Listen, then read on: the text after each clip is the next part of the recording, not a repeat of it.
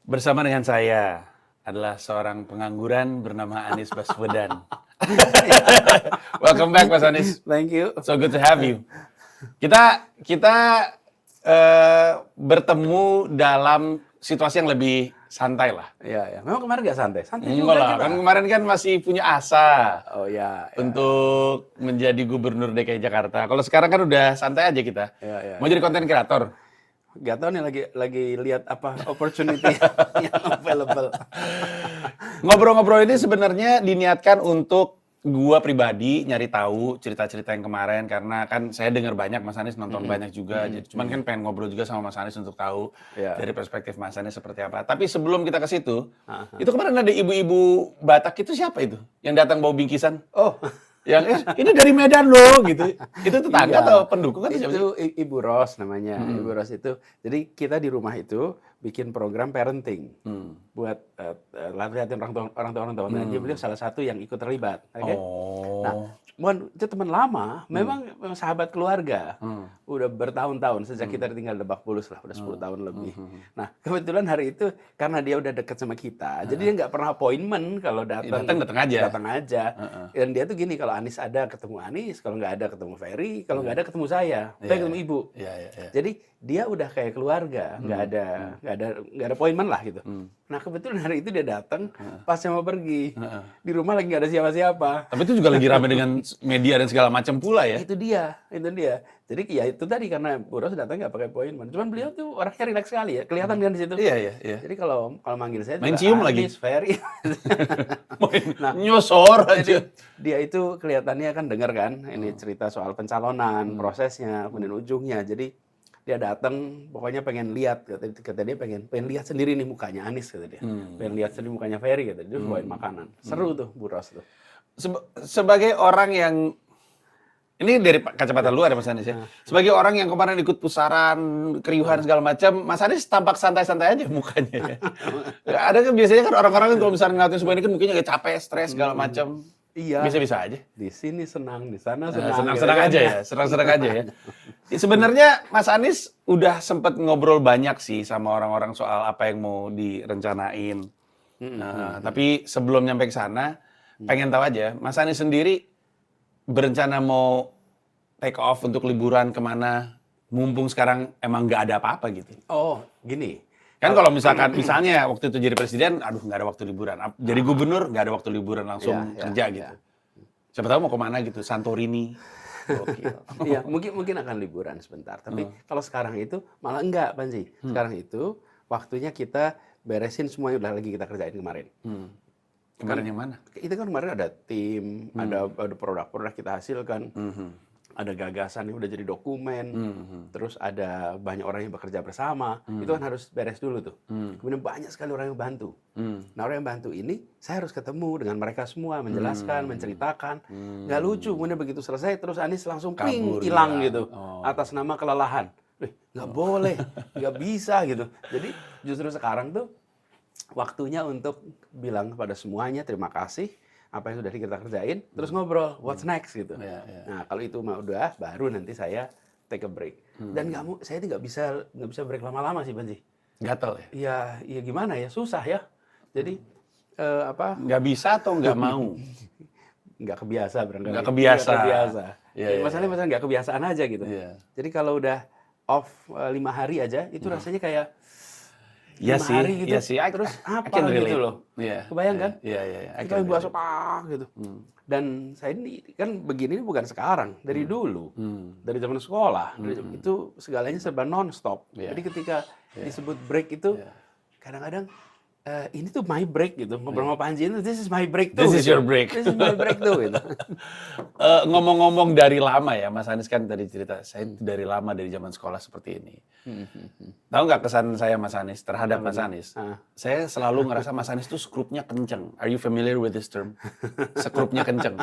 Skrupnya kenceng tuh berarti tuh nggak ada santainya gitu. Jadi selalu sadar bahwa gue ini selalu dilihat. Kayak sekarang aja. Sebenarnya kan orang akan memaklumi kalau Mas Anies libur dulu baru sowan ke orang-orang tersebut. Tapi Mas Anies di depan kamera bilang, oh nggak bisa, gue mesti nyamperin orang-orang ini gitu. Saya ngomong kayak gini, karena mau ngomongin tweet Mas Anies zaman dulu. Oh, kenapa? Yang lagi dibanding-bandingin. Kita ada 2 orang yang lagi jadi calon kepala daerah DKI Jakarta. Pramono Anung dan Ridwan Kamil, ini dua-duanya tweetnya tahun 2011 tuh jelek-jelek semuanya. Mas Anies dari dulu tweetnya udah bagus. Ampun. Ampun. Mas Anies tuh dari dulu pakai admin atau itu dari dulu udah pakai admin? Justru sekarang saya dibantu. Dulu saya pegang sendiri. Oh. Dan dulu tuh, saya kan, teman-teman kan cerita, Mas itu diliatin tweet masa lalu gitu. Jadi kemudian saya kan pengen lihat juga gitu. Udah lama itu ngomongin apa ya? Nggak inget ya? Kita kan, ya sebenarnya lihat-lihat kan. Waktu lihat-lihat tuh aku tuh lihat, sempet juga ya saya reply ngobrol. Dan di situ tuh banyak percakapan. Dan banyak teman-teman dari Twitter gitu. Sesuatu yang sekarang tuh kayak nggak pernah aku alami lagi gitu. Jadi saya lihat-lihat lagi tuh, dulu dikerjain sendiri, ngerjainnya kapan? Kalau di mobil. Jadi saya tuh nge-tweet kalau lagi di mobil antar acara, antar kegiatan. Kenapa? Kalau udah sampai kantor jelas nggak bisa nge-tweet. Sampai di rumah, masa di rumah malah ya kecuali weekend ya. Gitu. Tapi hampir semua tweet itu. Dan gini, Panji, saya ini punya kebiasaan kalau nulis sambil dengerin musik. Jadi saya beberapa tweet itu ketika saya lihat tuh aku ingat musiknya Waka Waka misalnya. Pada masa itu ya. Karena waktu itu saya nge-tweet soal sepak bola gitu. Terus ada tweet I'm yours gitu. Jadi ketika lihat itu karena sebagian dari yang saya tulis itu inspired by the music I was listening. Ini I'm yours Jason Mraz ya. Jason, betul. Jason Mraz ya. Jadi saya kan dengerin musik. Kan namanya nge-tweet itu kan ekspresi kan. Jadi ekspresi atas apa yang sedang kita rasakan. Nah, banyak di jalan saya dengerin lagu, dengerin musik, dan di situ kemudian saya tweet. Jadi when I saw the tweet, it linked to the music I was listening gitu. Pada waktu itu. Nah, untungnya nggak ada yang aneh-aneh yang saya dengerin. Nah, itu dia baru mau ngomong. Karena waktu ngeliat tweetnya Ridwan Kamil, tweetnya Pramono Anung, ini mah bapak-bapak aja ini mah. Bapak-bapak zaman dulu, Mas Anies nggak kayak gitu zaman dulu, Mas. Nggak kepikiran emang kayak gitu-gitu. Saya aja kepikiran kayak gitu sekarang.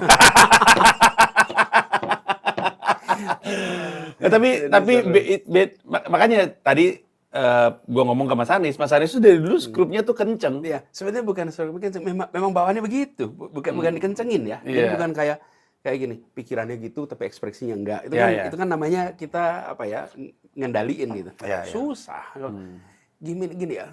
Masa itu tuh ya nggak ada jabatan, nggak ada posisi, nggak ada tekanan publik, nggak ada reaksi dari publik. Jadi mau ngomong apa aja juga that's your true face. Ya justru kan karena that's your true face, orang mungkin akan berasumsi gila Mas Anies nggak asik banget dari dulu sampai sekarang orangnya skrupnya kenceng mulu, santai dikit nggak apa. Loh, jadi penasaran. Sebentar. Tweetnya banyak yang santai loh di situ. Iya tapi cuman nggak ada yang beresiko. Nggak porno, ya. Kan? Nggak ada yang langgar norma, gitu. Tapi kalau relax loh, banyak loh. Saya tuh lihat beberapa tweet itu saya geli sendiri gitu. Ya kita semua kadang-kadang suka geli ngeliat tweet zaman dulu sih. Tapi maksudnya kan gini ya. Kan ada anggapan Mas Anies bahwa alasan kenapa kita ingin berbuat baik karena kita ingin dilihat orang, kita orang baik. Oh, ya. Ya kan? Ya. Artinya ketika lagi nggak ada yang lihat, biasanya kelakuan kita yang beneran terus suka muncul. Jadi kita baik hanya karena kita ingin dianggap orang baik. Nah itu kan yang membuat kenapa bapak-bapak pada zaman itu dalam kesendiriannya nggak ngeh bahwa dunia bisa ngelihat itu kan, kita nggak tahu jejak digital itu bukan istilah yang ramai tahun 2011. Sehingga Pramono Anung, Ridwan Kamil keluar tuh dirinya sendiri dalam kesendirian gitu. Tapi berarti Mas Anies dalam kesendirian di mobil juga begitu. Tapi waktu itu dan itu tadi Panji saya bandingkan bahkan gini. Saya datang ke satu tempat gitu ya. Kemudian saya lihat sesuatu nih I tweeted gitu. Cuman ya alhamdulillah sih nggak ada yang aneh-aneh gitu. Kebayang nggak? Tapi saya juga nulis loh waktu itu. Saya lupa tahun berapa, mungkin 2012 2013. Saya bilang apapun yang ditulis di tweet hari ini akan dibaca sama anak cucu. Iya betul. Serius kan? Do you have a burner account? Do you know what that is, Mas Anies? A burner account. Enggak. Akun lain pakai nama lain. Oh, enggak ada. Nggak apa-apa Mas, cerita aja Mas. Kita terbuka aja. Nggak kepikir juga bikin akun lain, repot pula. Karena sekarang juga lagi rame, ada seorang yang besar sekali namanya di dunia politik yang punya burner account dan ngomongin yang jelek-jelek. Dan ketahuan. netizen jago banget ngait-ngaitin, dia pakai nama palsu. Cuman masalahnya semua itu terkait. Dan netizen kan sebenarnya kan detektif juga nih, Mas. Wih, detektifnya Detektif kolektif. banget, betul. Detektif kolektif, betul. Bareng-bareng. Jadi mereka nemu gitu. Burner account padahal. Dan nggak usah ngomongin si anak muda ini yang burner account-nya ditemukan. Burner account itu lazim di mana-mana. Ada seorang pemain basket terkenal namanya Kevin Durant. Itu juga punya burner account yang kerjanya ngebelain dirinya sendiri ketika... Jadi kan dia kan main basket profesional kan. Ya, jadi ya, diserang sama media. Terus Kalau dia yang dibikin- bales kan gak enak. Gak enak. Jadi dia pakai burner account. Suatu saat dia ketahuan. salah, iya dia salah. Dia harusnya ngeposting di akun ini, keluarnya di akun ini orang loh, oh ini Kevin Durant beneran gitu. Mas Anies nggak punya ya? Belum. Nggak punya. Oke. Nggak punya. Tapi juga gini Panji, soal tweet itu, 2000 berapa ya? 2014 mungkin. Sampai ada yang bikin buku, isinya tweet ABW, tweet saya. Oh ya, Jadi dibukukan. 2014. 2013 atau 2014? Sebelum 2013. pilkada. Jadi 2013 keluar buku yang nulis namanya Syafiq Basri. Itu isinya adalah buku kumpulan tweet. Coba bikin kayak gitu untuk Ridwan Kamil. Saya itu terus terang gini Panji, waktu dia pertama kali cerita, Mas ini kita ada kumpulan tweet, kita mau bukukan. Terus saya bilang, kumpulan tweet itu? Iya. Jadi tweet-tweet saya itu dikumpulin, terus dijadiin buku. Ya itu udah 10 tahun lebih ya. Jadi harusnya, cuman gini, kalau yang tweet yang berapa tahun terakhir ini, sebagian adalah saya nge-tweet, sebagian lagi kerjaan admin kan. Tapi kalau yang dulu, itu memang it was my fingers, it was my thumb. Jadi buku itu otentik, boleh dilihat isinya. Mudah-mudahan nggak ada yang aneh-aneh sih. Ada berapa buku yang mengenai Mas Anies sekarang yang beredar? Waduh. Tahu nggak? Kan pasti banyak ya Mas ya? Banyak. Ada yang officially by you, ada yang by somebody else, Ya, trying to make money out of you gitu kan, bisa Ya, aja. ada yang authorized, unauthorized. Iya, Kan iya. seperti ini kan sebetulnya unauthorized tapi with acknowledgement gitu. Iya, iya, iya. Dikerjain. Ada banyak tuh. Cuman yang paling unik yang buku tweet ini. Gimana tweet dibukukan gitu. Banyak, Mas. Dijelasin. Banyak. Itu bisa jadi IP sendiri. Ada namanya nanti kita cerita tentang hari ini. Itu tadi awalnya sebuah tweet, kutipan-kutipan, kemudian jadi buku, malah jadi film. Siapa tahu kan Mas Anies hidupnya jadi film. Amin. Tapi jangan deh, ntar kayak Pak Jokowi lagi. Terlalu dikultuskan, mengecewakan pada akhirnya. Iya, makanya. Ngomong-ngomong soal buku. Waktu ke PDIP kan juga pulang bawa buku banyak. Oh iya. Sekarang udah nggak gabung, masih baca kan? Iyalah dibaca terus. Nah, sebetulnya kalau buku-buku itu saya kan baca juga. Saya baca di bawah bendera revolusi, saya baca pikiran-pikiran tokoh-tokoh pendiri bangsa lah, termasuk Bung Karno. Dan itu adalah perpustakaan rumah kita di Jogja gitu. Perpustakaan rumah itu isinya buku-buku mereka. Jadi ketika kemarin dikasih, itu lebih pada buku-buku terbaru lah yang muncul. Jadi saya mau baca semuanya. Ada ini nggak Mas Anies? Ada nggak founding fathers kita yang tulisannya Mas Anies suka? Kan tiap orang kan punya gaya penulisan masing-masing ya. Ada nggak yang Mas Anies suka? Ini tulisannya ini orang nih saya suka mulu. Saya selalu ngikutin gitu. Ya, Semua kan nulis kan? semua nulis. Dan gini, semua itu cendekiawan. Iya betul. Semua, kenapa saya istilahkan juga cendekiawan? Karena dia berorientasi pada action. Jadi pemikir yang bukan untuk pemikiran, tapi pemikir yang orientasinya pada mengerjakan. Gitu. Dan itu yang jadi inspirasi tuh buat saya. Jadi saya baca tulisan-tulisan seperti misalnya nih ya, tulisan Agus Salim. Agus Salim. Oh itu dahsyat. Kemudian Bung Hatta, Bung Karno. Nah, ini unik nih. Bung Karno itu kalimat-kalimatnya itu berotot. Kayak gimana tuh? Seperti Khairil Anwar gitu. Kan bahasa Indonesia di era itu tuh bahasa yang lemah lembut, gemulai. Kiasan, penuh Penuh kiasan. dengan kiasan, penuh dengan keindahan yang membuat bahasa itu menjadi kesannya seperti lembek, seperti halus gitu. Iya, iya. Nah, orang seperti Khairil Anwar itu membuat bahasa Indonesia itu menjadi berotot. Karena pilihan-pilihan diksinya itu diksi-diksi yang membuat orang yang membaca itu merasakan kekuatan dalam kosakatanya itu. Nah, seperti Bung Hatta itu tulisan-tulisannya itu dalam, dingin, dan komprehensif. Dalam, dingin, dan Ya, komprehensif. jadi dingin kalau nulis itu. Iya. Jadi tidak kemudian membaca itu menjadi bergolak Iya, gitu. iya, Enggak iya, gitu. iya. Dingin dalam. Bung Karno ketika kita baca dalam dan bergolak gitu. Oke? Jadi ketika kita baca tuh ada karena pilihan-pilihan diksinya itu. Ini saling melengkapi. Iya, iya. Tapi dari sisi kedalaman, Bung Hatta lebih mendalam, apalagi kalau menyangkut soal keadilan, kesetaraan, integritas. Tapi dari sisi membangkitkan, Bung Karno itu membuat yang Paling membaca jago itu ya. kayak, wah selesai baca itu mau gerak gitu. Ya, ya. It's a perfect combination Ya. antara mereka itu. Ya. Lalu ada juga seperti Sahrir, yang juga kombinasi juga tuh, Sahrir Ya, itu. ya. Tajam, Ya. kemudian pikirannya juga pikiran kerahyatannya kuat. Nah, jadi saya dapat kesempatan tuh lihat buku-buku mereka di usia yang agak muda waktu itu. Ya. Kenapa? Karena buku-buku itu ada di rumah. Dan mayoritas buku-buku itu karena ada perusahaan kakek saya, rata-rata adalah dikirim oleh si penulisnya.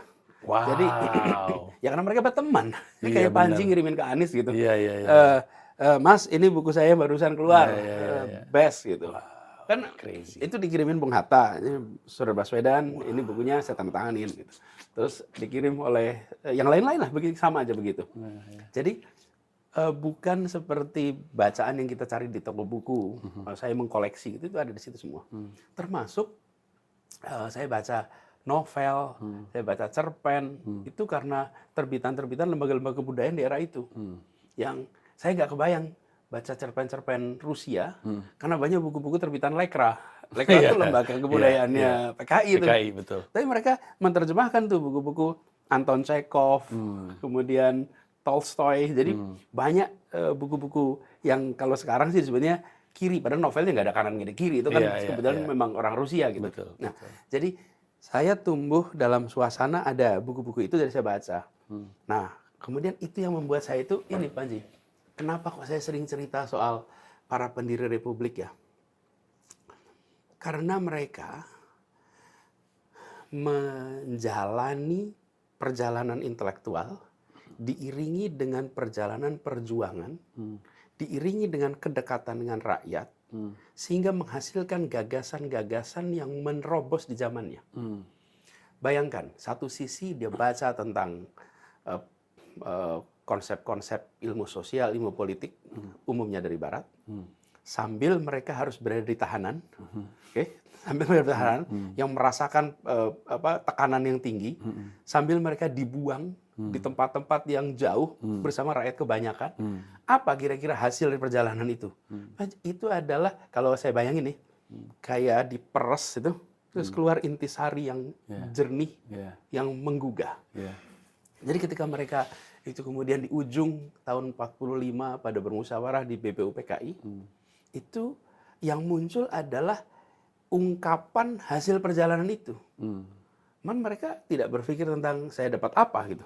Tapi apa yang sudah saya jalani ini muncul dalam gagasan. Dan kalau dibilang naskah pembukaan Undang-Undang Dasar 45 yang hasil percakapan di BPUPK itu adalah kumpulan dari perjalanan tadi, intelektual, perjuangan, kedekatan dengan rakyat. Makanya itu dahsyat. Nah, saya sempat baca notulensi sidang-sidang BPUPK. Kenapa baca notulensi sidang BPUPK? Iya, itu. Sidang. Ini Ngapain coba? Ya, soalnya silakan. apa? Itu ya, pertama gitu, itu ada di rumah. Kakek saya punya. Kakek saya itu pidato di tanggal 1 Juni. Jadi bersamaan dengan Bung Karno itu, kakek saya pidato pertama, kemudian sesudah itu Otto Iskandar Dinata, kemudian Bung Karno. Lalu ada 5 orang yang hari itu. Jadi jadwalnya itu per hari itu. Ada catatan-catatannya. Itu ketika lihat di situ ya, saya lihat pidato-pidato, wih keren sekali ya. Di zaman itu, mereka sudah punya pikiran-pikiran yang melampaui zamannya.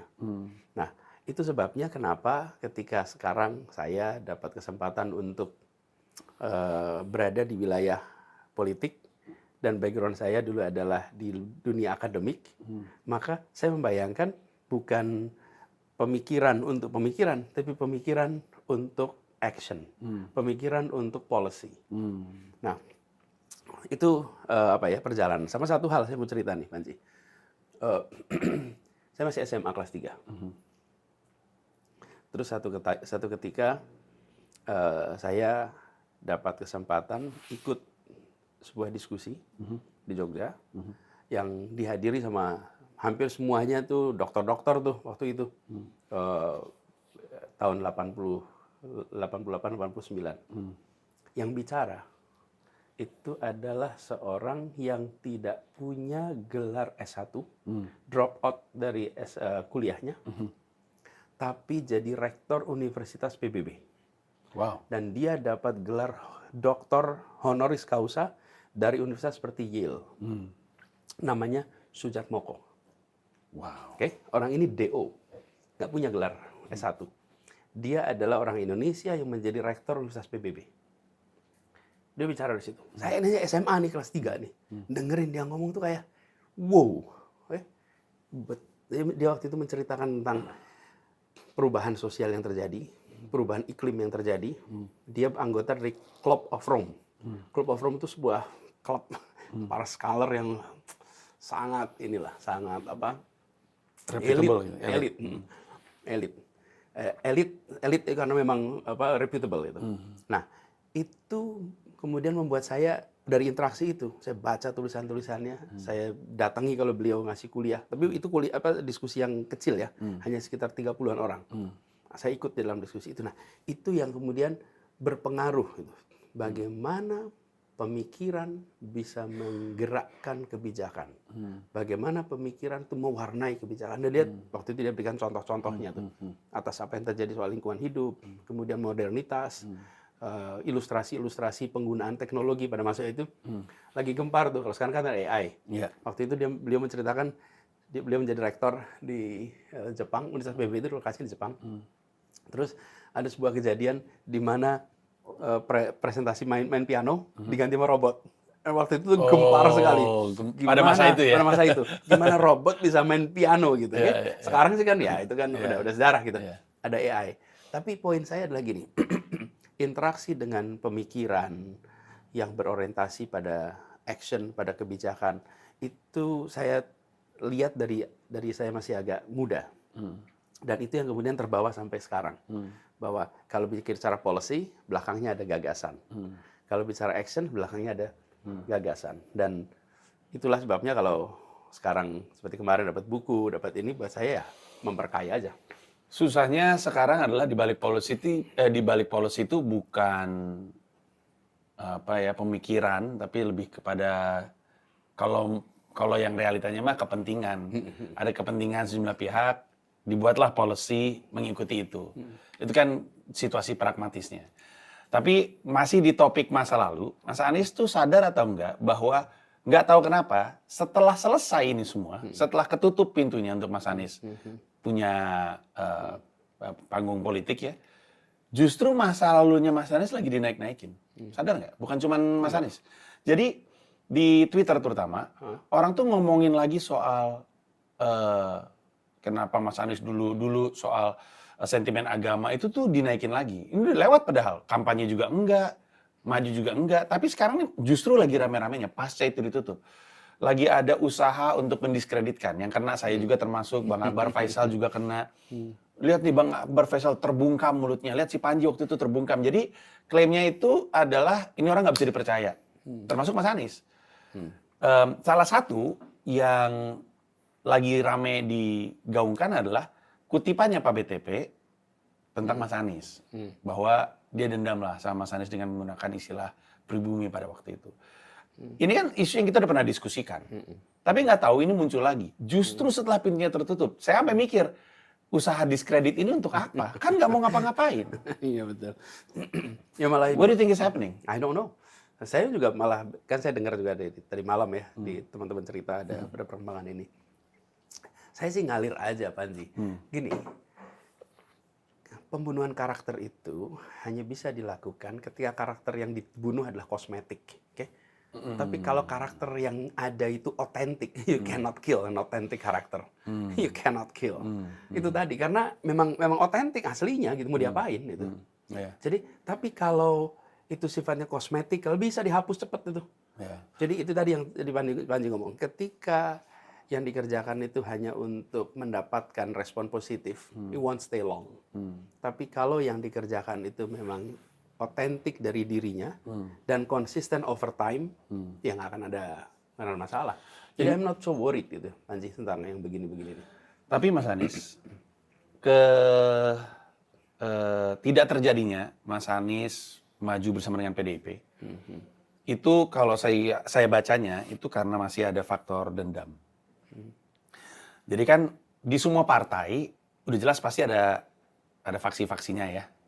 Ini mah sehat lah di setiap partai. Maksudnya emang itulah yang mungkin diharapkan dari sebuah partai politik, masing-masing punya gagasan sendiri walaupun kita coba untuk diskusikan dan sepakat sebagai sebuah partai pengennya gimana. Nah, ini termasuk di PDIP. Saya tuh kan nontonin sejumlah konten, ngikutin dari jauh.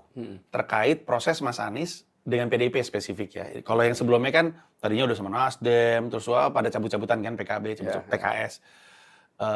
Yang PDIP ini saya cermatin dan mencoba untuk nge-recap sedikit. Mas Anies tuh sebenarnya diundang karena katanya sudah ada kesepakatan di DPW kalau nggak salah ya. Bahwa Mas Anies nih, kita udah sepakat nih. Mas Anies bilang, oh udah sepakat, oh ya oke, saya nggak tahu apa-apa nih, tapi oke, diundang datang saya datang. Gitu. Tapi terus udah gitu, tiba-tiba ada diskusi lagi di dalam. Konon katanya ada obrolan antara sejumlah petinggi partai, ada Pak BTP di dalamnya, terus ada resistensi dari salah satu faksi utamanya sih Pak BTP. Sampai bilang, saya sih mendingan mundur kalau Mas Anies maju gitu. Nah, tentu Mas Anies, terutama pas di Manana ditanya-tanyain kan nggak mau menjawab secara terbuka. Ini juga saya nggak nanya ini ke Mas Anies, saya emang nge-recap dari apa yang saya tahu. Tapi evidently what happened in the past sort of make the decision of today gitu.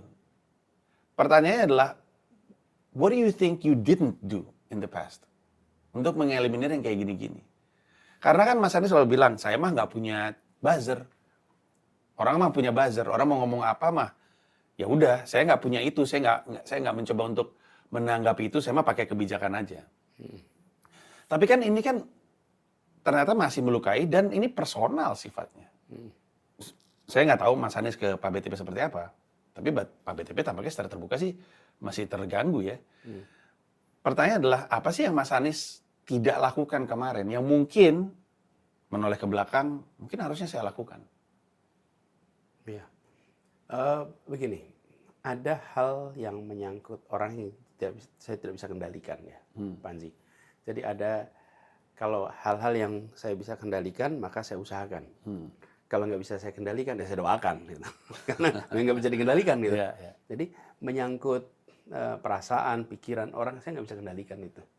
Nggak bisa kendalikan. Dan kemudian apa persepsi atas pengalaman ya, Panji, itu tiap orang punya cara yang berbeda-beda. Nah, saya tidak tahu persis, Panji, tentang apa sesungguhnya faktor yang paling menentukan. Karena sekarang itu kan banyak versi keluar. Ada resistensi, ada faktor A, B, C, D, lain-lain tuh, banyak. Nah, kita tidak tahu mana yang sebetulnya paling menentukan. Seringkali kita memilih untuk, yuk ngomong soal resistensi aja. Padahal belum tentu itu yang sesungguhnya dominan dalam pengambilan keputusan. Itu kan yang kedengeran kita. Okay? Karena banyak faktor tuh di situ. Nah, saya sebagai orang yang sering dulu ambil keputusan, itu sering tuh saya udah ambil keputusan, saya baca pengamat, dengerin pengamat ngomong tentang keputusan saya, terus sambil saya bilang, yang dia katakan yang dia ketahui. Yang dia ketahui bukanlah yang sepenuhnya terjadi. Nah, jadi pada saat ini pun saya selalu bilang, saya hormati keputusan itu sebagai sebuah keputusan politik oleh Ibu Megawati Soekarno Putri. Tentu beliau mempertimbangkan banyak faktor dan kita hargai itu semua. Bagi saya, bila saya ditugaskan, saya kerjakan. Bila saya tidak ditugaskan, saya kerjakan yang lain juga gitu. Kan? Memang terus selesai. Enggak lah. Jadi saya tidak terlalu khawatir gitu dengan apapun keputusannya. Yang memberatkan saya itu cuma ini, Panji. Cuma rakyat miskin kota, Panji. Bener. Yang keburu nitip harapannya. Itu yang saya berat. Bukan yang lain. Kenapa? Karena untuk rakyat miskin kota itu nggak bisa level kepala dinas. Nggak bisa level kepala badan, nggak bisa. Itu harus level gubernur. Harus level gubernur. Saya kasih ilustrasi nih, Panji. Kalau Panji mimpin 20 orang nih, timnya Panji 20 orang di sini. Panji kasih tugas si A tugasnya ini, si B tugasnya ini, si C tugasnya ini. Sampai 20 orang nih. Tapi kalau Panji mimpin 200 orang, nanti harus bikin struktur organisasi, harus bikin SOP, harus bikin KPI, oke, supaya 200 orang ini bisa bekerja dengan baik. Tapi kalau Panji mimpin 200.000 orang, apalagi mimpin 200 juta orang, maka saya mimpin harus bikin apa? Values, nilai. Nilai itulah yang kemudian jadi pegangan para pemimpin 200 ini. Dan kemudian pemimpin 200 bikin SOP, langkah-langkah pimpin 20 orang. Berdasarkan nilai-nilai tadi. Iya. Nilai itu. Nah, itulah sebabnya kenapa ideologi, nilai, values itu penting bagi leaders di skala yang besar. Karena dialah pegangan dari para pengambil keputusan di bawahnya. Kenapa soal rakyat miskin kota itu nggak bisa di level ini? Karena itu soal nilainya. Kalau gubernur di atas bilang nilainya adalah keadilan, kesetaraan. Yang membesarkan yang kecil tanpa mengecilkan yang besar, itu kemudian semua di jajaran di bawahnya terjemahin tuh. Bidang ekonomi kecil ini, bidang tata ruang ini, bidang perumahan ini. Kenapa? Karena value-nya ini. Itulah sebabnya kenapa soal kesetaraan, pembelaan rakyat kecil itu values. Kalau di tingkat kepemimpinan skala tinggi, skala luas, tidak mengeksplisitkan nilainya, maka bawahnya akan bekerja tanpa arah. Tanpa arah. Dia bisa menghasilkan barang A, B, C, D, E, tapi kalau ditanya arahnya apa? Nggak bisa jawab tuh. Nggak bisa jawab, karena di atasnya nggak menunjukkan nilai. Sekarang pertanyaan nih. Kalau kita ketemu seorang pemimpin, coba tanya, apa value yang Anda pegang sebagai pemimpin? Apa value yang Anda katakan kepada anak buahnya sebagai pemimpin? Banyak yang nggak mengatakan itu. Dan ketika nggak mengatakan, orang nggak tahu mana yang nih. Kenapa sih value itu penting? Dia akan tahu mana yang patut dan mana yang tidak patut. Mana yang harus dikerjakan, mana yang tidak boleh dikerjakan. Karena itu turunan dari nilai. Itulah sebabnya kenapa leaders di skala yang luas harus pegang nilai. Nah itu yang saya tadi bilang, yang membebani saya soal tidak mengikuti kontestasi ini. Karena saya kemarin membawa nilainya keadilan, kesetaraan, diwujudkan dalam bentuk policy, lalu dilaksanakan oleh seluruh jajaran, lalu dirasakan oleh rakyat Jakarta. Dan indikasinya apa? Indikasinya itu bukan survei-survei itu, indikasinya adalah mereka berubah nasibnya. Coba bayangkan, Pak Ji, di kampung miskin Jakarta, itu banyak sekali yang mereka tinggal di rumah kampung kumuh, padat, rumahnya tidak berstatus hukum. Okay? Lalu kami berikan kepada mereka namanya IMB kolektif. 1 RT, 1 IMB. Apa yang terjadi ketika mereka dapat IMB kolektif? Mereka bisa ngurus air, dapat air minum, dapat listrik, dapat izin usaha, nggak ada. Listrik narik, air ngambil dari tanah. Nah, itu nggak bisa terjadi karena syaratnya ada IMB. Nah, tanah sengketa, mayoritas milik BUMN. Kan Jakarta ini dulu perusahaan-perusahaan Belanda nih yang di sini. Ya, betul. Tanah-tanah itu. Ketika perusahaan-perusahaan Belanda diturunin langsung ke pemerintah gitu Iya, kan? nah ketika dipindahin tanah kosong ditempatin warga. Nah, mereka, saya bilang urusan tanahnya wilayah pemerintah pusat. Jadi biar itu dibereskan lewat sengketa penyelesaian pengadilan.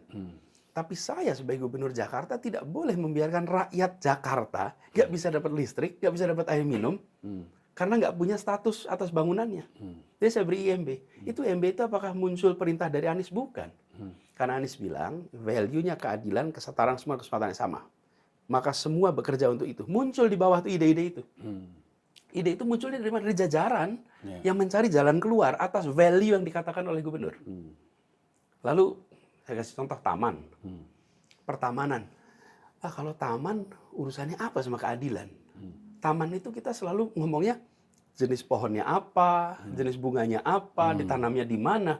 Di mana soal keadilan dalam urusan taman gitu. Saya bilang gini, nomor 1. Coba buka peta Jakarta, di mana lokasi taman kita. Nah, begitu dicek, oh iya ya, kampung miskin pada nggak dapat taman. Yang dapat taman, kampung-kampung wilayah-wilayah yang bagus-bagus nih. Oke, sebaran taman dibuat setara. Jadi prinsip kesetaraan itu buat. Yang kedua, konsep garden diubah jadi park. Maksudnya, coba jalan kalau ke Monas ya, Banji. Kalau ke Monas kita sore, siapa yang main di Monas itu? Bukan anak Kebayoran, bukan anak Menteng. Yang main tuh anak Gambir, anak Tanah Abang, yang kampungnya padat, yang nggak bisa main mereka di sana. Jadi mereka main ke Monas. Terus lihat di situ, tulisannya dilarang menginjak rumput. What happened? Anak-anak nggak boleh menginjak rumput. Terus main di mana mereka? Di itu konblok. Kenapa? Karena taman sebesar itu ditempatkan sebagai garden. Konsep garden itu untuk dinikmati, dilihat. Kalau park untuk bermain, lihat semua kota-kota besar lu Panji di New York. Namanya apa? Memang ada New York Garden. Namanya apa? Enggak park ya. Park. Iya, bahkan di dalam Central Park emang ada gardennya. Iya. Yang cuma untuk dilihat doang. Betul. Kecil lagi. Tapi kan park konsepnya. Park itu apa sih pesannya? Kesetaraan. Di park itu yang kaya miskin sama tempatnya. Di park itu semua menggunakan fasilitas nggak ada bedanya. Benar. Mungkin Anda punya rumah 2.000 meter dan rumah orang yang 30 meter. Bisa main bersama di space yang sama. Apa ini? Namanya kesetaraan. Yeah. Ini saya bilang values. Jadi begitu itu ada nilai yang dipegang, maka di jajaran itu akan menerjemahkan. Mas Anies, maaf saya potong. Saya langsung ingat sama semua park yang ada di New York. Kita ngomongin, kita jangan ngomong Central Park lah yang paling populer. Salah satu taman favorit saya itu Washington Square Park.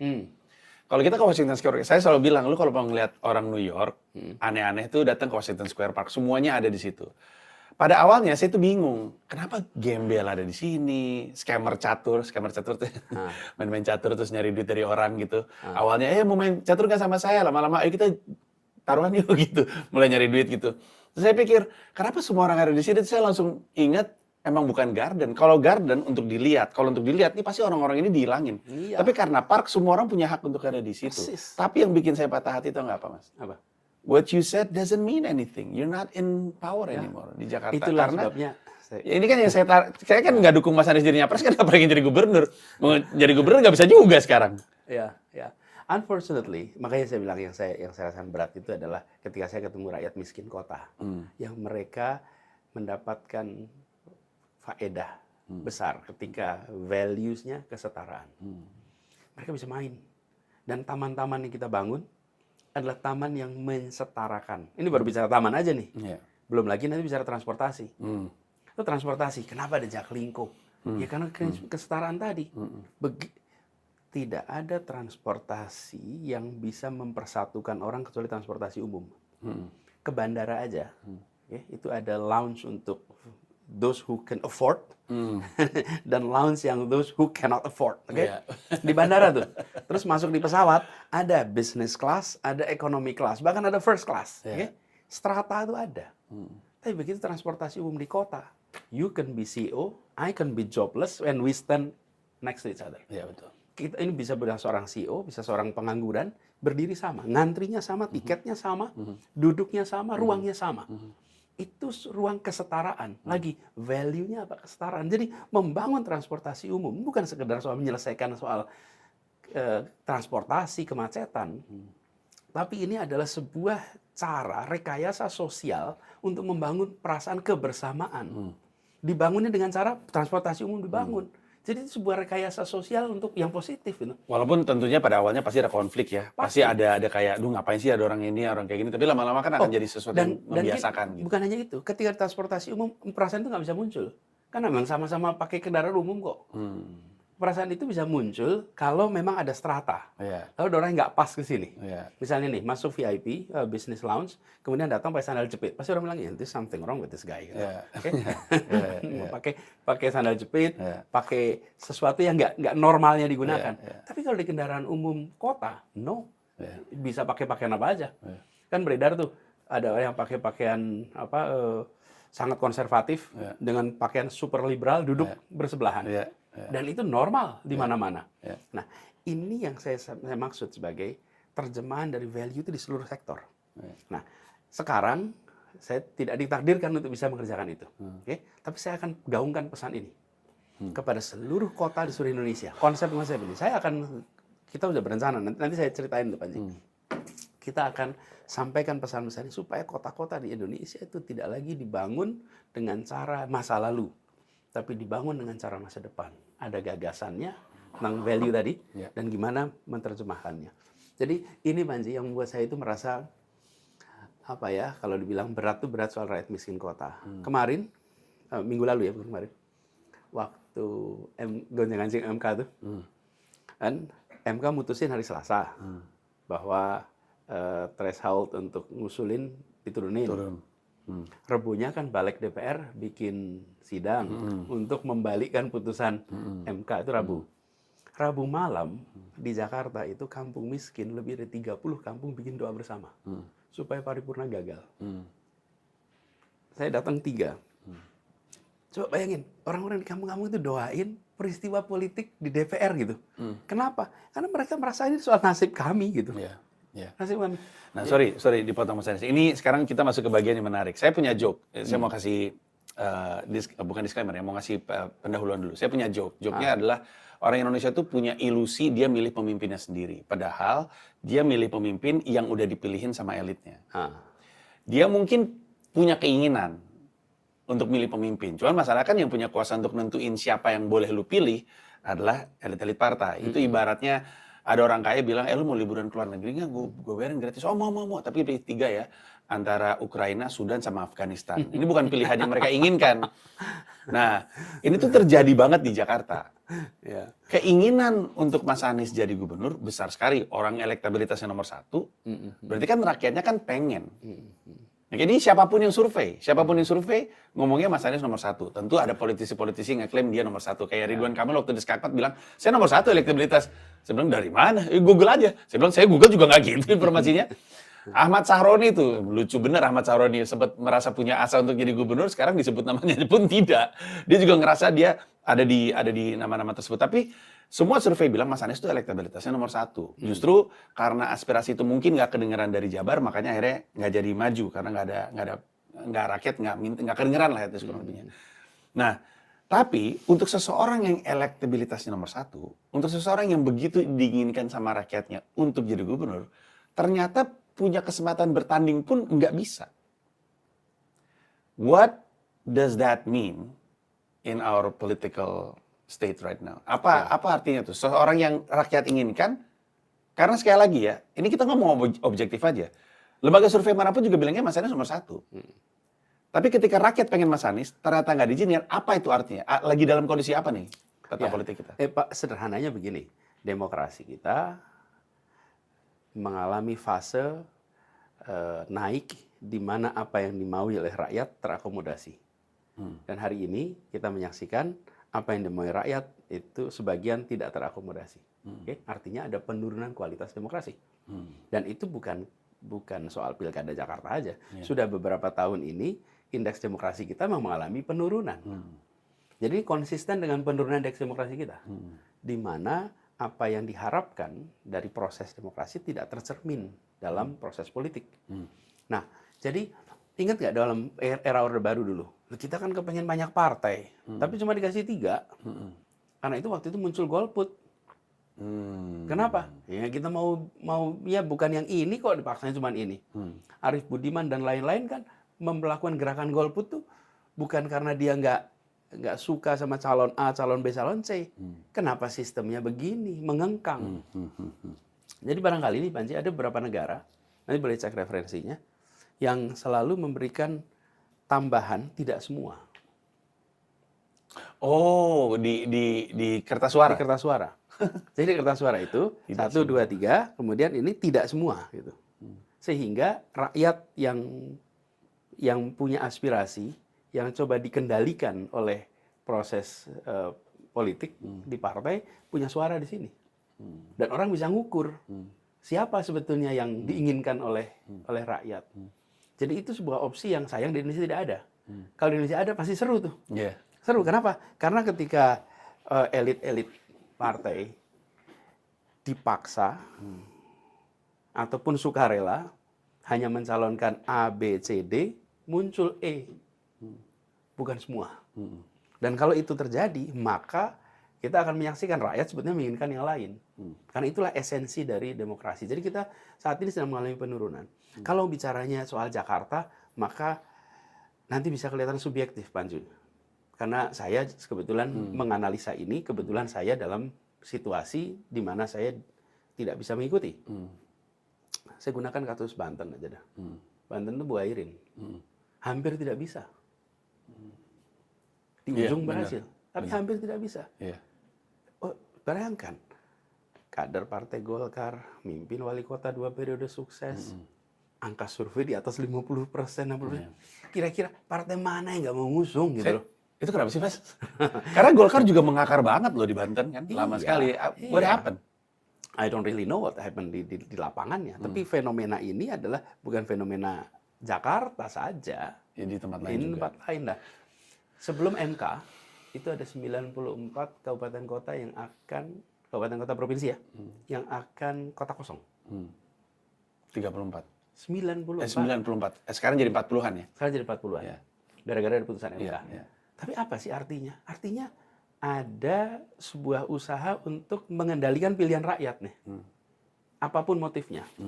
Bahkan kalau boleh, ini buat para peneliti bidang politik, coba dicek. Kabupaten kota yang pilihannya ada kota kosong, itu yang kaya sumber daya alam atau yang tidak punya sumber daya alam. Coba dicek. Sekarang sisa 40-an ya? Ya, coba dicek. Kenapa? Yang kaya sumber daya alam atau yang banyak orang miskinnya? Kelihatannya banyak orang miskin dibebasin tuh, silakan pilih siapa aja. Tapi Yang ada sumber daya alam yang mau yang banyak sumber daya alam, coba lihat. Nanti ini pertanyaan untuk para peneliti. Coba Anda teliti, apa yang terjadi sehingga mau dikuasai secara sederhana. Nah, teman-teman, saya lihat nih Bansi ya, ini yang harus dikoreksi dari demokrasi kita. Jadi, ketika ada aspirasi rakyat yang legitimate, maka sistem yang sehat terus memberikan. Kalau tidak, apa yang muncul? Yang muncul secara hukum itu sah, benar, tapi secara moral itu tidak memiliki kekuatan moral. benar tapi tidak baik gitu ya? Ya, bukan hanya tidak baik, tapi nggak punya dasar moralnya.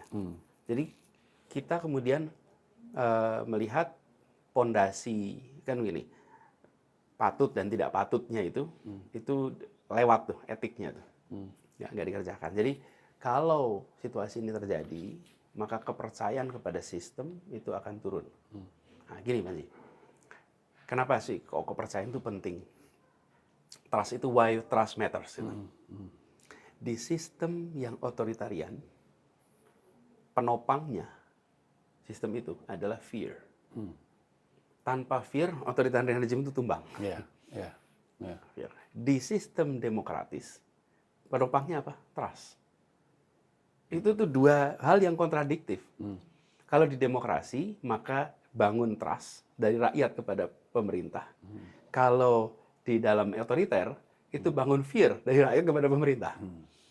Nah, jadi kalau dalam suasana yang nampak demokrasis ada fear, berarti kita no longer in democracy. Ya. Karena dalam demokrasi nggak ada fear. Iya. Di otoriter, Fear. lihat aja Iran, apakah semualah tempat-tempat yang di situ, Manila, di Filipina, termasuk dulu ketika di Indonesia, itu fear. Di Mesir fear. Begitu fear-nya itu tumbang, lihat Arab Spring dulu. Itu lewat sosial media, Betul. fear itu hilang. Bagaimana sosial media menghabisi fear. Facebook, Twitter, dan lain-lain. Dan apa yang jadi rejim-rejim otoriter itu tumbang ketika fear nggak ada lagi. Demokrasi kita, kalau nggak ada trust lagi itu tumbang demokrasinya. Nah sekarang ketika apa yang diharapkan oleh rakyat menyangkut nama-nama orang tidak muncul dalam proses politik, maka trust kepada sistem itu menurun. Kualitas demokrasi kita mengalami penurunan. Nah, saya menyampaikan ini mencoba untuk berjarak ya, karena saya mengatakan ini kebetulan saya menjadi salah satu dari banyak yang tidak bisa ikut di dalam pilkada. Tapi saya mencoba menempatkan ini sebagai suatu fenomena objektif yang harus dianalisa dengan dingin. Dengan dingin. Jadi kalau ini tidak dikoreksi, maka kepercayaan rakyat pada demokrasi akan menurun. Nah sekarang kan kita berpikir gimana nih cara terbaik untuk ikut berkontribusi memperbaiki kondisi demokrasi kita. Ini sekarang kita mau masuk ke tindakan Mas Anies ke depan. Karena Mas Anies bisa aja jadi konten kreator, tapi saya sih mengusulkan Mas Anies jangan hanya menjadi konten kreator. Karena kalau Mas Anies jadi konten kreator, Mas Anies tidak punya aktivitas politik dan jadi lepas lah, kasarnya kayak gitu. Pertanyaan ini mengarah kepada Mas Anies ini jadinya mau bikin ormas, bikin partai, atau bagian dari partai. Karena Mas Anies mau ngisi air dulu Iya, atau? saya Iya. boleh nggak Tolong ditambahin? diisi. Karena kalau misalnya Mas Anies Ada di depan. mau jadi bagian dari praktek politik atau masih punya kontribusi di politik, ya berarti jangan cuma konten aja, jangan YouTube doang, harus ngapain gitu. Ya, ya. Nah, saya sih, kalau saya, penonton saya tahu bahwa saya pernah punya materi stand up judulnya Partai Baru Bukan Solusi. Konteksnya adalah, kalau orang pikir untuk memperbaiki kondisi politik Indonesia, solusinya adalah partai baru, enggak. Tapi saya juga ngerti, buat Mas Anies, partai baru bisa jadi solusi. Untuk Mas Anies punya kendaraan, untuk Mas Anies bisa berkontribusi, untuk Mas Anies bisa ngebangun sesuatu selama 5 tahun ke depan. Saya ngerti. Sekali lagi yang saya bilang, partai baru bukan solusi kalau yang dianggap ini adalah solusi memperbaiki politik. Partai baru bisa jadi solusi untuk Mas Anies kalau ini dijadikan kendaraan untuk berpolitik ke depannya.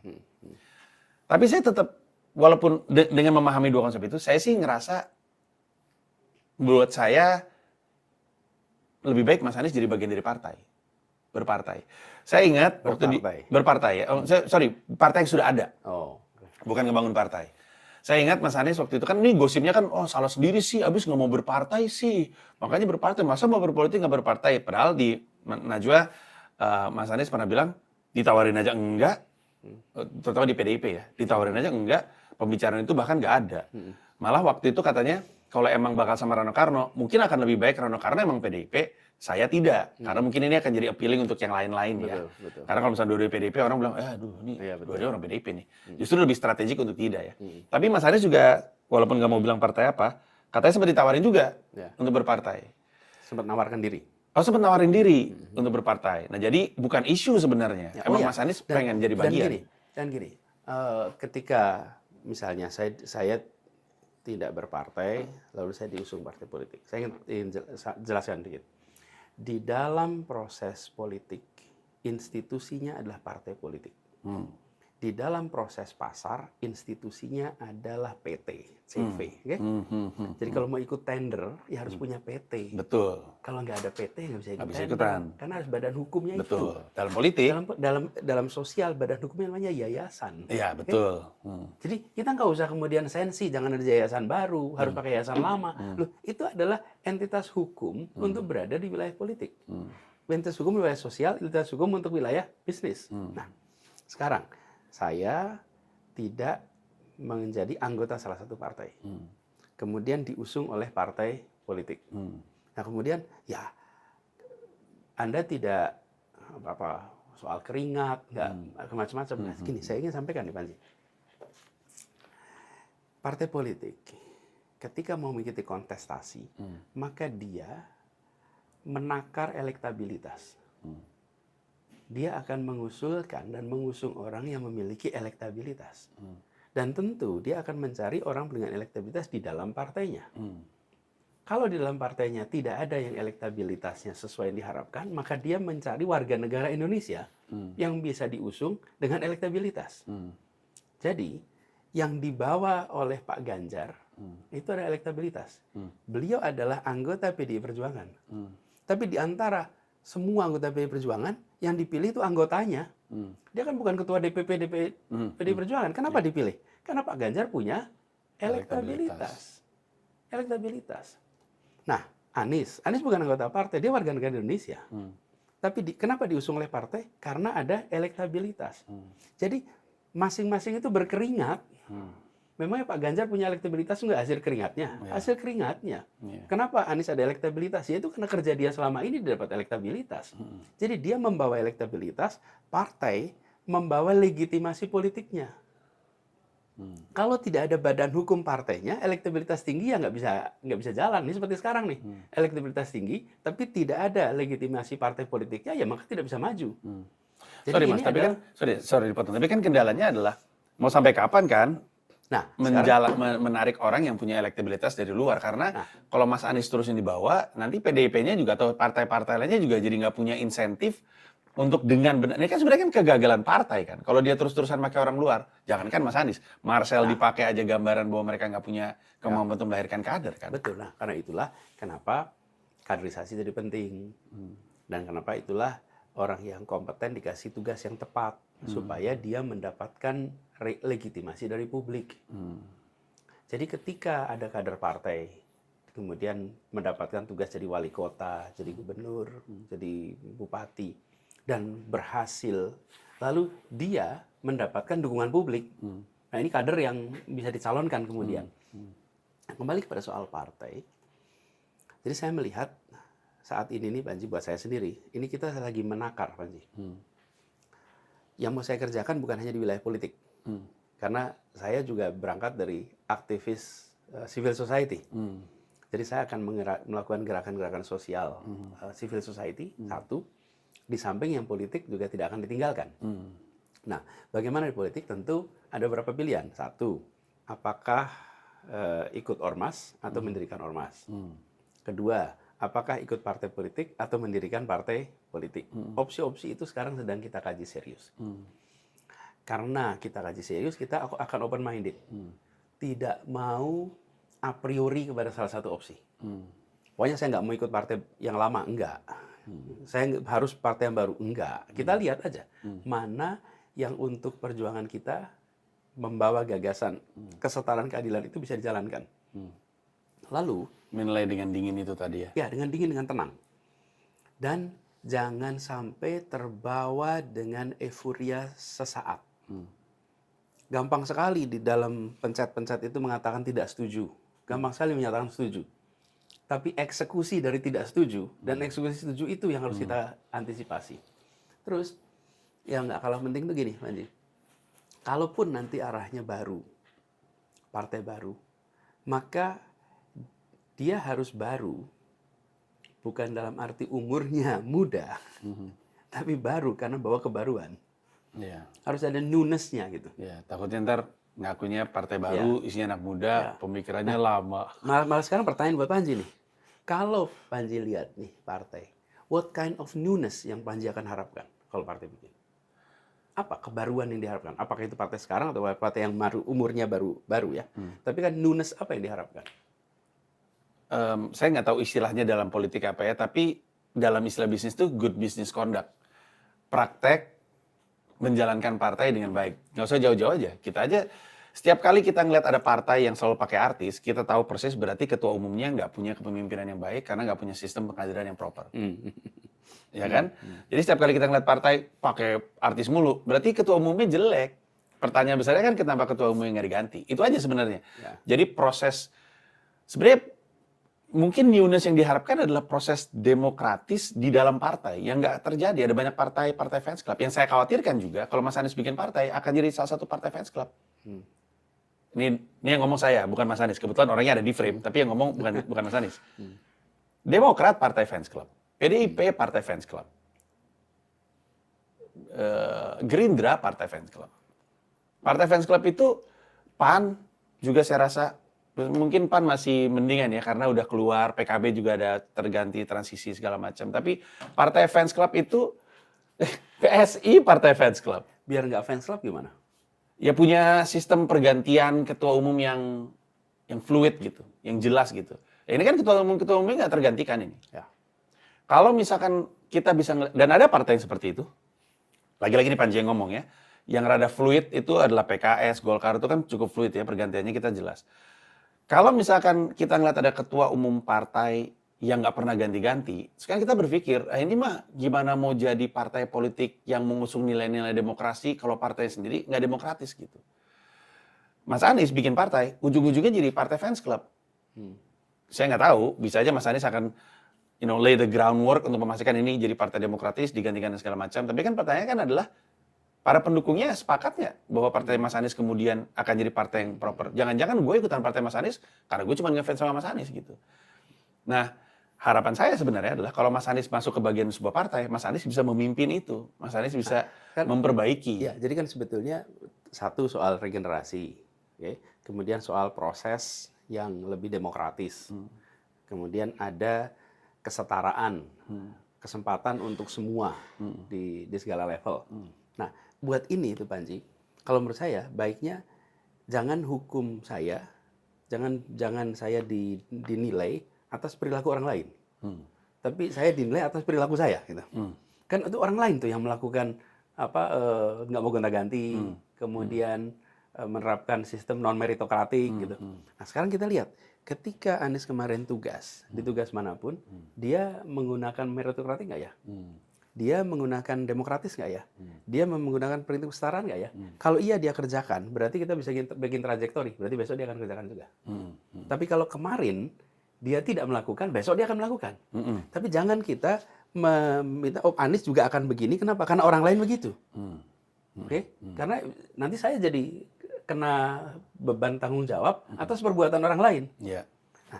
Nah, saya melihat mengapa opsi yang disebut baru itu penting. Kenapa? Karena kita nampaknya sudah mengalami generational gap dengan urusan partai politik dan ormas. Partai ormas yang sekarang kita ada, itu adalah generasi kita-kita nih, Panji. Generasi kita-kita ini yang aktivis tahun 90-an ke belakang, itulah yang sekarang berada di dalam partai politik. Dan perhatikan generasi baru ini. Mereka bisa mengorganisir dengan cara yang beda nih. Event-event dengan cara yang beda. Itu kan sebetulnya karena temanya mereka tema non-politik, jadi nggak sebagai kekuatan politik. Coba kalau itu temanya jadi tema politik. Itu kekuatan politik luar biasa loh. Bisa menggerakkan anak-anak muda untuk sebuah event, untuk sebuah acara. Nah, saya melihat ini adalah satu generasi baru yang mereka belum punya tempat di dalam sistem politik kita. Dan nggak akan punya kayaknya. Nah, kecuali ada yang baru yang membawa kebaruan. Kecuali ada yang baru membawa kebaruan. Itu dalam diskusi sekarang, Panji. Jadi saya melihatnya kayak gini, Panji. Saya nggak mau a priori, Panji. Kenapa? Karena melakukan perubahan apapun, Panji, perubahan itu membutuhkan momentum. Dan momentum itu kalau menyangkut dengan sebuah organisasi, biasanya kalau ada external shock. Negara juga begitu. Negara kalau ada external shock, baru. Tapi kalau things were running okay, susah. Susah. Di perusahaan aja. Perusahaan, saya misalnya status saya GM gitu. Kan lumayan nih GM nih kalau perusahaan. Direktur bukan, tapi sekedar bawah bukan. Punya ide cemerlang gagasan untuk dilakukan di perusahaan ini. Wih, itu bertarungnya luar biasa tuh kalau perubahan. Okay? Tapi begitu perusahaan ini mengalami kontraksi, bottom line-nya merah, tahu-tahu tahun ini dia mengalami kerugian, itu idenya GM itu beng bisa masuk tuh. Dia lalu ketemu momentum. Ini adalah jalan keluar nih, diberesin gitu. Nah, momentum itu sering tercipta oleh kondisi eksternal. Sama, partai tahu-tahu suaranya drop luar biasa. Partai tahu-tahu mengalami krisis. Nah, itu di situ momentum perubahan. Tapi kalau sedang running oke, terus mau bawa gagasan perubahan, itu mandek gitu. Bukan hanya partai, perusahaan juga begitu, pemerintahan juga begitu. Apa yang terjadi di tahun 98? Coba kalau setahun sebelumnya, memang mau bikin perubahan yang mau dikerjakan nggak bisa. Tapi begitu ada external shock, lalu ruang untuk perubahan itu muncul.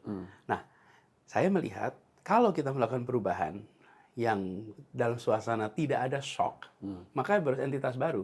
Si GM tadi itu, dia keluar, dia bikin perusahaan baru. Dia bikin perusahaan baru yang menjalankan ide yang dia kerjakan. Ya, karena partai nggak merasa ada kebutuhan untuk perubahan itu. Nah, ketika dia bikin, dia kemudian bikin inovasi di situ. Apa yang menjadi gagasan dia bisa kerjaan itu di perusahaan baru itu. Jadi jangan salahkan dia untuk melakukan hal yang baru ketika gagasan itu nggak ada momentumnya untuk bisa dilaksanakan. Nah, ketika gagasan si GM tadi di perusahaan baru itu berjalan over time, lintas waktu, maka dia akan menjadi sebuah entitas baru yang membawa kebaruan yang di tempat sebelumnya dia nggak bisa kerjakan. Kebayang kan? Iya, nah, inilah situasi sekarang yang sedang kita saksikan di Indonesia. Bahwa satu, ada pemegang kekuasaan yang memiliki kecenderungan untuk ikut mengatur dalam proses politik di masing-masing partai. Tidak bisa orang bersaksi hari ini secara terbuka. Tapi kita tahu itu terjadi. Kemudian yang kedua, di dalam partai ada yang tadi disebut sebagai apa? Kultus atau itu plus minus, Panji, sebetulnya. Plus minus. Jadi tidak selamanya itu negatif.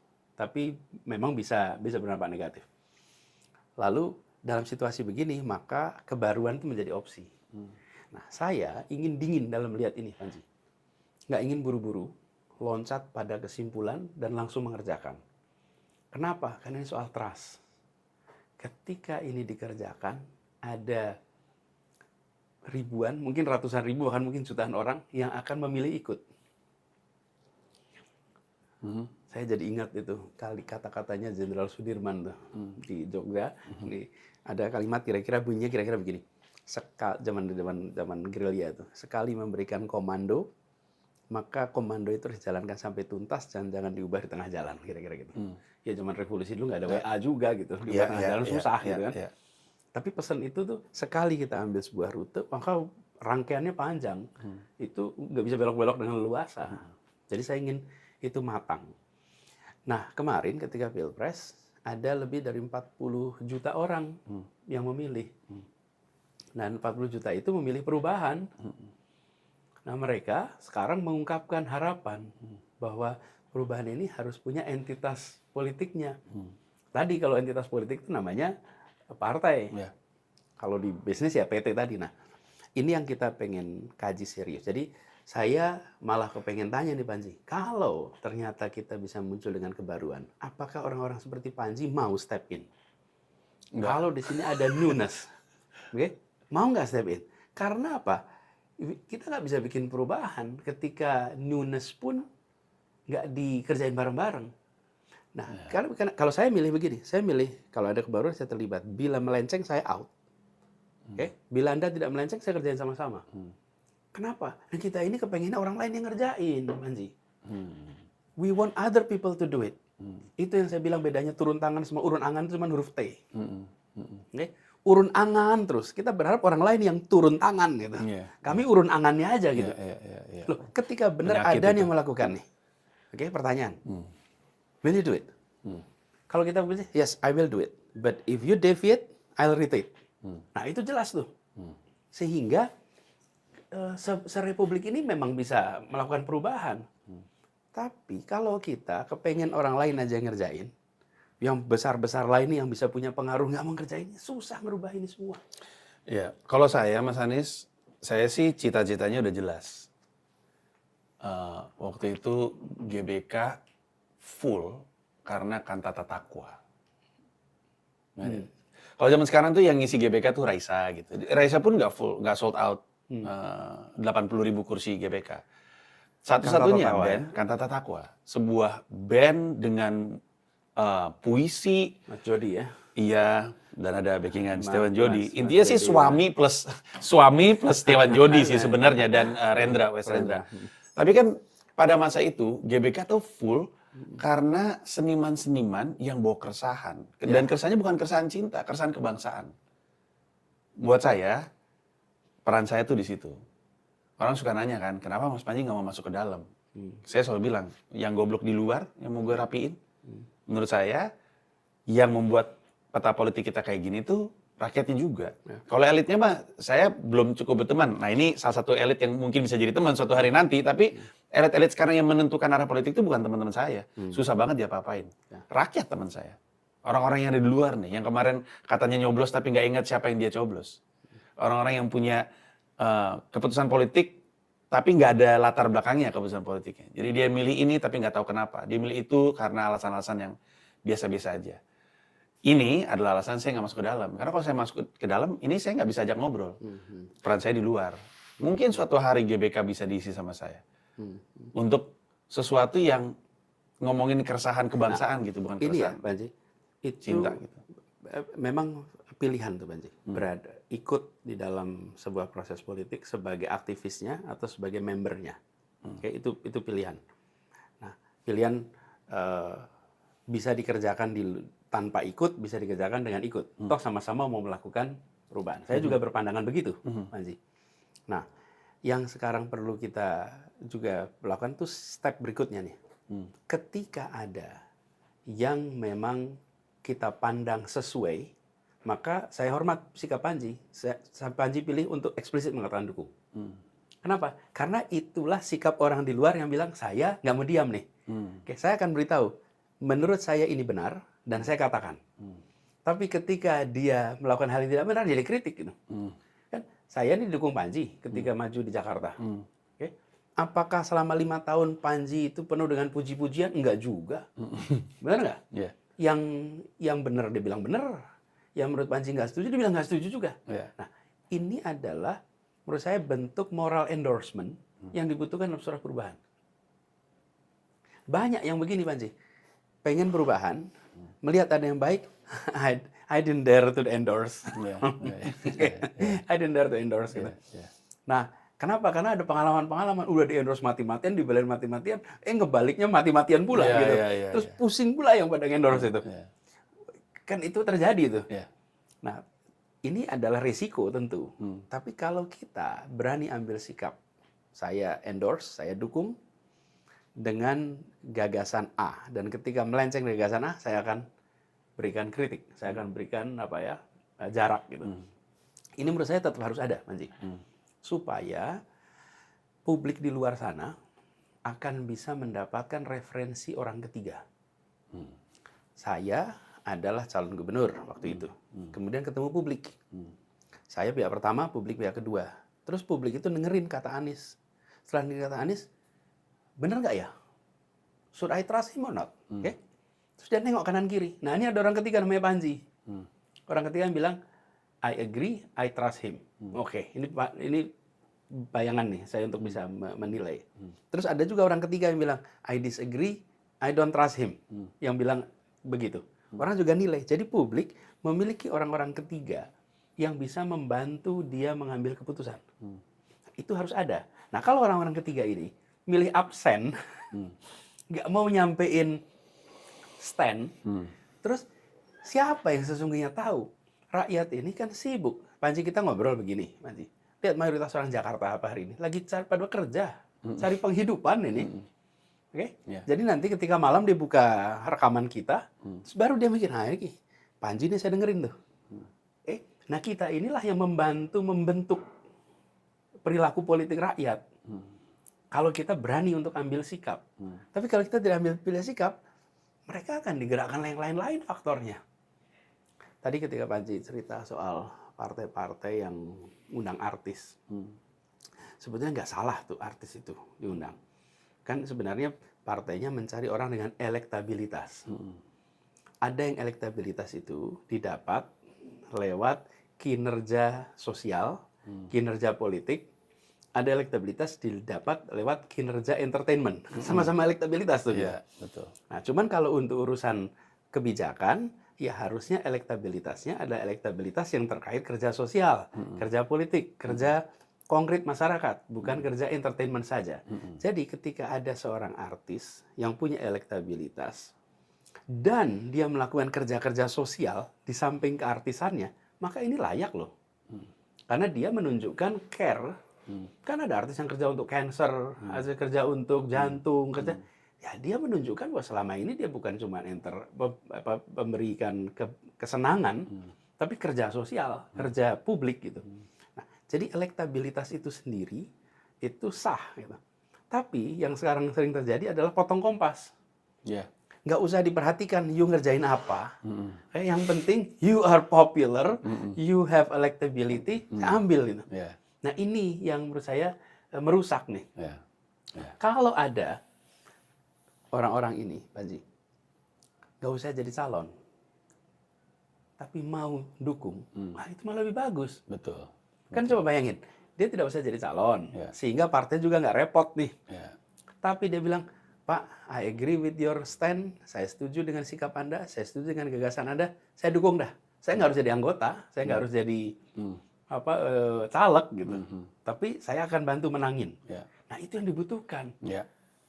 Partai. Dan sorry, untuk yang mendengarkan, ketakutannya kan adalah yang tadi Mas Anies bilang tuh, udah gue dukung ternyata berbalik gitu.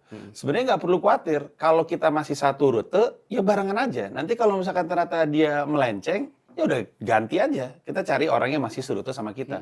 Sebenarnya sesederhana itu, nggak usah takut itu. Saya punya seorang teman dulu yang diangkat jadi wakil menteri. Teman kuliah, seangkatan. Ketika dia angkat jadi menteri, saya ucapin selamat. Bung, selamat ya diangkat jadi menteri, wakil menteri. Terus dia reply-nya tuh gini, reply-nya, doakan saya bisa menjalankan amanah dengan benar, gitu kira-kira. Sambil dia bilang, selama saya masih bisa diajak diskusi, berarti saya masih benar. Kalau saya sudah tidak lagi bisa Anda ajak diskusi, berarti saya sudah melenceng. Ini kata dia sendiri ya, nih. Dia sendiri yang Dia ngomong sendiri itu bilang, ya. coba Anda masuk. Jadi Nis, kalau kamu masih bisa kritik saya dan saya masih jawab, berarti saya masih lempeng nih. Tapi kalau saya sudah nggak mau diskusi dengan Anies, berarti saya udah melenceng nih. Dan menurut saya ini adalah jawaban thoughtful. Iya, tapi ini ya, self awareness-nya Self awareness. tinggi sekali. Ini ada seorang aktivis loh. Iya. Aktivis sama-sama dulu di Gajah Mada, sama-sama aktif dan dia masuk di dalam posisi pemerintah, terus dia jawab begitu. Dan saya bilang terima kasih Bung gitu.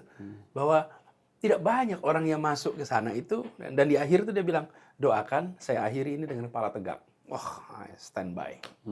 Jadi, Keren. nah kita ini perlu, Panji, lebih banyak nih. Dan dulu saya ketika masih di luar pemerintahan, saya itu sering endorse, Panji. Kalau ada teman mau maju jadi, dulu ya, ada teman saya namanya Indra Piliang. Indra Piliang itu seorang peneliti di CSIS. Dia milih masuk caleg Golkar. Wih, rame itu. Orang semua tanya, ngapain lu jadi caleg gitu. Golkar pula waktu itu. Ini tahunnya kira-kira 2009 gitu. Mau ikut. Saya ketika dia mau maju, saya kontak dia. Indra, saya dukung kamu maju. Apa yang bisa saya kerjain? Gitu. Gimana mas? Saya nggak tahu. Udah gini, saya bikin pelepasan Indra. Jadi di kampus Paramadina, saya undang para aktivis semua, para akademisi, intelektual. Yuk datang, kita lepas Indra dari dunia akademisi berangkat ke wilayah politik. Kenapa? Karena saya melihat semakin banyak orang mau berada di sana itu lebih baik. Tapi kita harus siap untuk terbuka bilang saya dukung. Bahkan Pak Ridwan Kamil mau jadi wali kota Bandung tuh, saya bikin rekaman endorse Pak Ridwan Kamil untuk jadi wali kota Bandung. Arya Bima itu dosen di tempat saya. Paramadina juga betul. Ketika maju saya endorse. Jadi banyak calon wali kota, bupati sebelum saya berada di wilayah politik pun tuh saya pilih untuk endorse. Kenapa? Ya saya ingin jadi pihak ketiga tadi yang bilang ini adalah opsi yang baik. Apakah ada risiko? Ada risiko. Bayangkan kalau setelah bertugas dia berbalik. Ada. Ya tapi itu kan risiko yang harus kita ambil. Yeah. Lebih berisiko lagi kalau orang yang baik nggak menang gitu. Itu lebih besar lagi risikonya itu. Nah inilah yang sebetulnya saya lihat kita harapkan dari people of influence. Bukan influencer sosmed aja ya, tapi orang-orang yang punya pengaruh. Kenapa? Karena orang punya pengaruh itu berinteraksi dekat. Panji berinteraksi dengan tokoh-tokoh. Panji bisa nakar. Ini tokoh ini gimana, ini tokoh ini gimana. Itu nggak dimiliki oleh jutaan rakyat Indonesia. Kebayang kan, Panji? Ya. Jadi itu PR tuh, Panji. Ya, tapi inilah juga bentuk turun tangan ya. Sebenarnya di akhir obrolan ini mungkin paling penting untuk kita ingat bahwa pilihannya tuh sebenarnya ada turun tangan. Kalau urun angan mah semuanya juga ya. Urun angan kan sebenarnya adalah, aduh gue pengen deh Indonesia lebih baik. Ya bisa, tapi kan lu bisa juga jadi bagian dari perubahan tersebut. Kan gitu kan? Iya, betul. Urun angan sama turun tangan cuma beda T. Emang Mas Anies jago nih soal kata-kata nih. Nah tapi pertanyaannya kemudian adalah, kalau misalkan lu adalah bagian dari orang yang resah terhadap apa yang lu lihat di Indonesia, ya pengen ada perubahan mah kita semua juga, urun angan mah kita juga udah gitu. Cuman pertanyaannya adalah bentuk turun tangannya lo tuh seperti apa.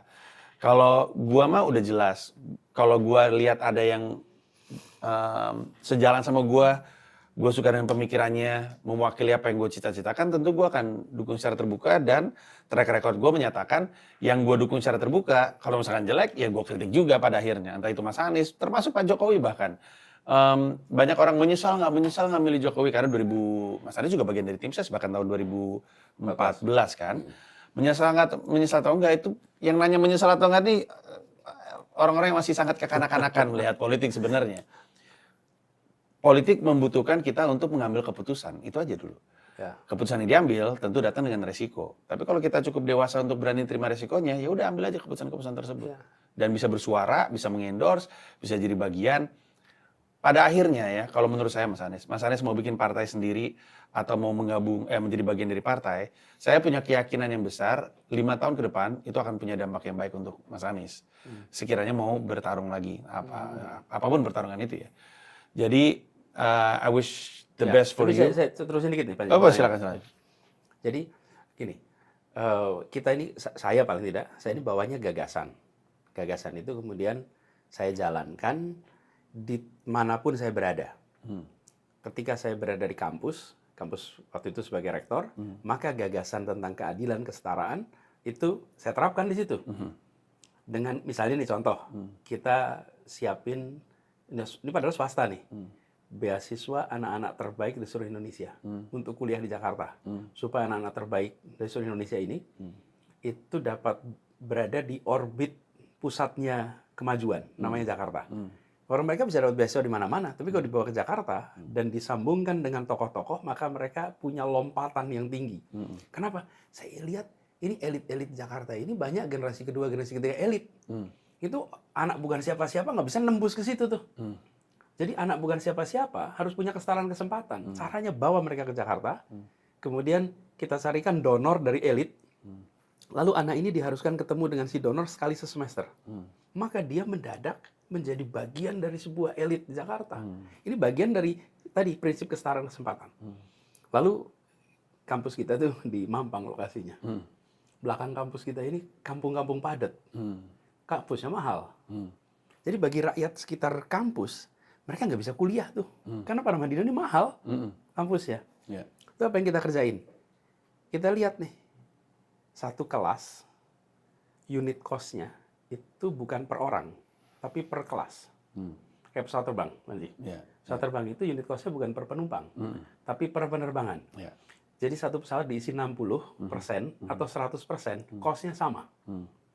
Jadi kita lihat kelas-kelas di Paramadina, yang kelasnya ada ruang kosong, nah itu berarti kita bisa tambahin mahasiswa, nggak nambah biaya kita.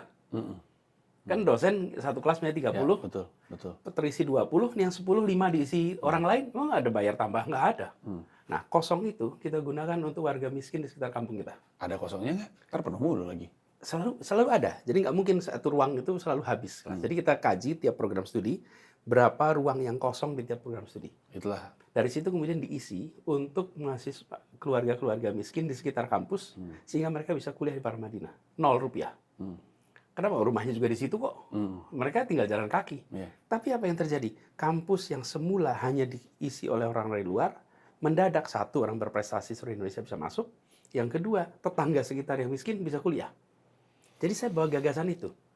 Ketika saya ditugasin di kampus. Ketika kemudian saya mulai aktivitas Indonesia Mengajar tuh. Kita rekrut anak-anak terbaik untuk menjadi guru dan calon pemimpin di pelosok-pelosok tanah air. Supaya apa? Ada kesetaraan kemajuan tuh di pelosok-pelosok tanah air.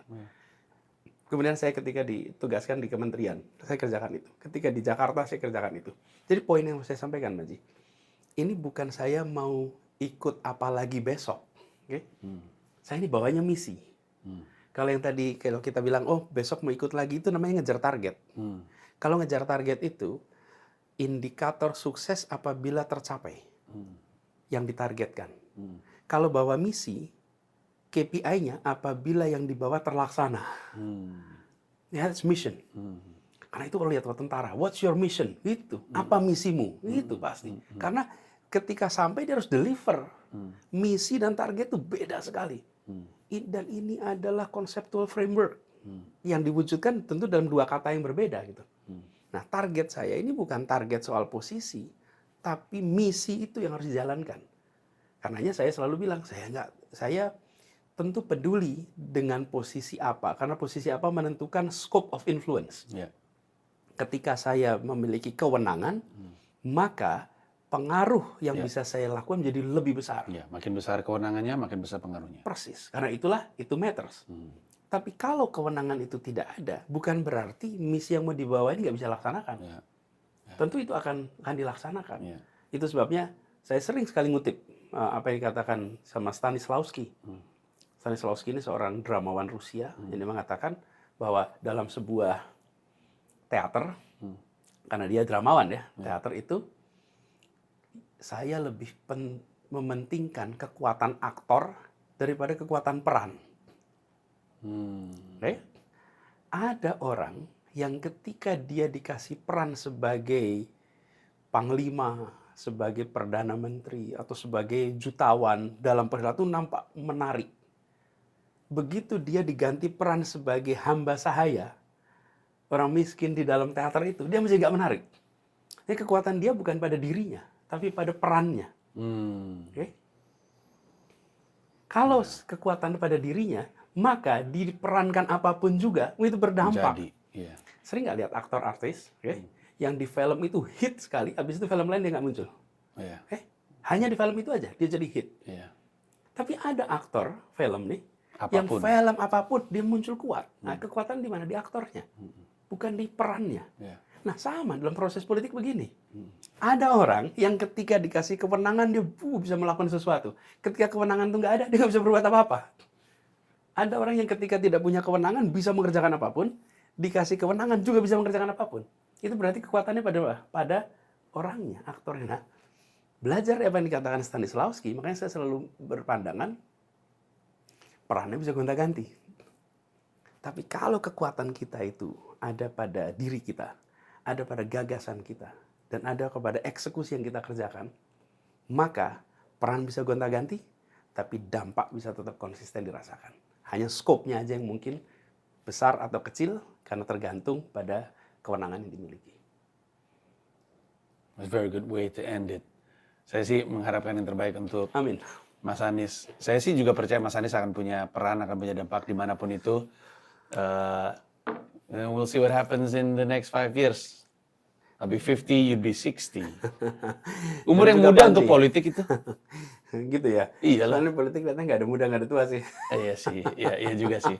Tapi thank you for the talk. Ini kan Mas Anies mampir juga semacam untuk kasih penjelasan kurang lebihnya akan apa yang terjadi, telah terjadi, dan apa yang akan terjadi kurang lebihnya. Jadi orang bisa mengikuti perjalanan Mas Anies ke depannya seperti apa kurang lebihnya. Amin. Ada lagi yang mau disampaikan yang penting yang belum sempat ditanya? Atau udah? Enggak, tapi saya ingin bilang terima kasih buat Panji. Karena telah jadi. Bener, Panji. Panji itu, saya ingat nih Panji, waktu ini kaos ini nih. This is your kaos. Iya betul. Kenapa? T-shirt ini. Tulisannya coba lihat tuh. Politik Politik and values. Saya itu ya, waktu dengar your provocative questions di Total Politik itu total bulldozer berarti. Maksudnya, kenapa saya bilang total bulldozer? Karena Panji itu merespon situasi secara instinktif, oke? Orang tuh kalau respon instinktif, itu artinya apa sih? Itu artinya adalah basic value yang ada dalam pikiran itu yang keluar. Itulah sebabnya kenapa kalau saya sering bilang, pemimpin itu harus punya nilai. Karena dia akan dikonfrontasikan dengan situasi dadakan yang akan muncul dalam pikirannya, itu adalah insting yang ada di dalamnya, nilainya dia. Jadi ketika Panji itu ketemu dengan situasi itu, benar Panji ngomong, pak gitu, itu unscripted. Bener nggak? Bener. Dan itu artinya value yang ada. Dan not this kind of value gitu kan. Bener nggak Panji? Yeah. Nah, saya mau bilang terima kasih for speaking up endlessly. For standing up endlessly. Dalam urusan-urusan demokrasi kita, meritokrasi kita, tata kelola kita. Karena ini yang lagi dibutuhkan di Republik ini. Dan makin banyak seperti Panji, maka makin sehat. Itu sebabnya kalau Panji undang, maka saya akan bilang I will come. Karena it's my way to pay tribute ke Panji. Thank you, Panji. Sama-sama, terima kasih banyak Mas Anies. By the way, kan biasanya kan Mas Anies selalu nonton stand up saya. Yang terakhir kan enggak, yang tahun depan nonton ya. Oh pastilah, kita nonton. Insya Insya Allah. Oh iya, Insya Allah. Makasih sekali Mas Anies. Thank you. Thank you. Bye-bye.